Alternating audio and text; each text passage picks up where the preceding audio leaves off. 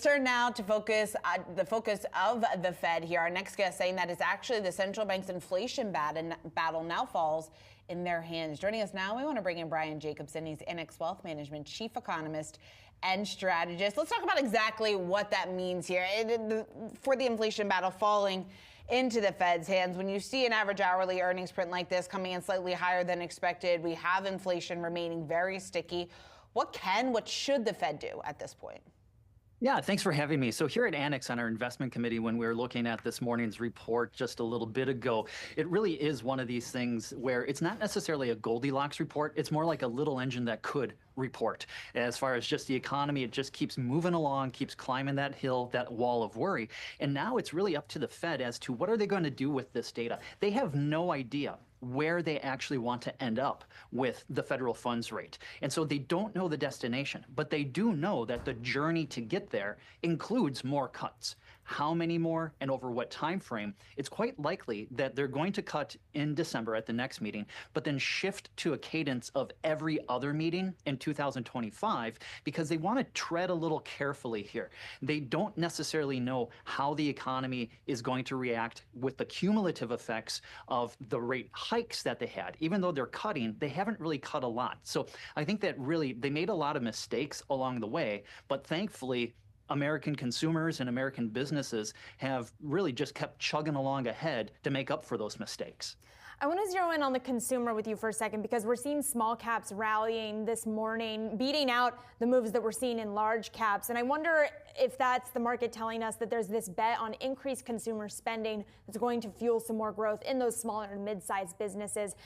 If we do see that increased consumer spending, though, doesn't that tick up inflation and therefore lead to a Fed that has to be more hawkish? What does that look like to you?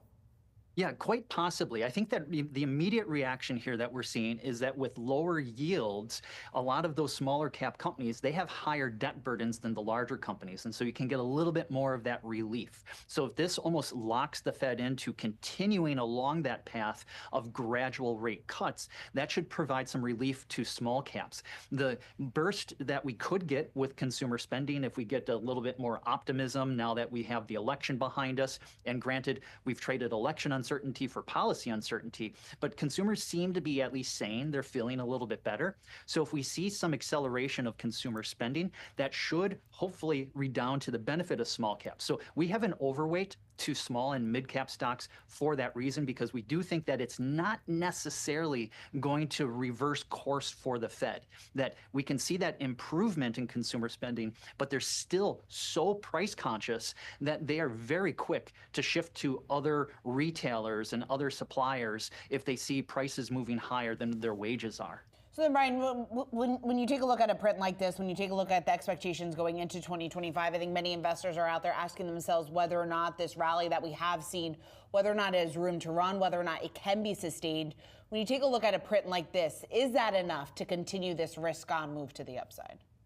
I think for now, right, as far as do we then get some sort of pullback maybe in January as people reassess where are they with their portfolios? Sometimes if you think about, all right, if you had something that you bought at the beginning of January, now you get a year in, it's a long-term capital gain instead of short-term. So you can get some of that volatility, I think, as we get into the new year. And a big question in my mind is the sequencing of threats and policies from Trump. When he, in his first administration, he threatened tariffs and then implemented them when he wasn't getting his way. Now, is he going to come out instead and impose the tariffs and then promise to remove them if he does get his way? So I think that if we do a Trump who is a little bit more coming out of the gates swinging with actually imposing the tariffs, that could come as a bit of a shock, because I believe most people are thinking that you should take him seriously, but not literally. Well, at this point, where we are with valuations and the market run, I'd say maybe start taking them a little bit more literally. So then what do you do with that, particularly given that you've got a Fed that is going to be cutting, at least if you look at what the market is telling us, but we have long and variable lags from those cuts, and also that policy is going to take time to actually get implemented. Which of those two is going to win out as the driver of the markets, the fiscal or the monetary policy?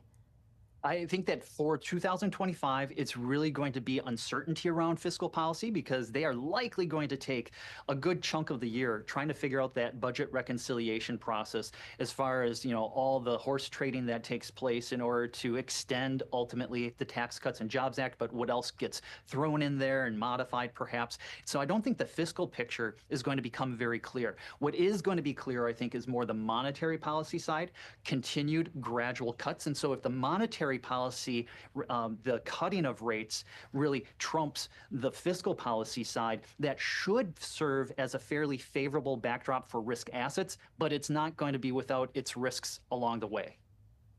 All right, Brian Jacobsen, thank you so much for joining us. We appreciate it. Thank you.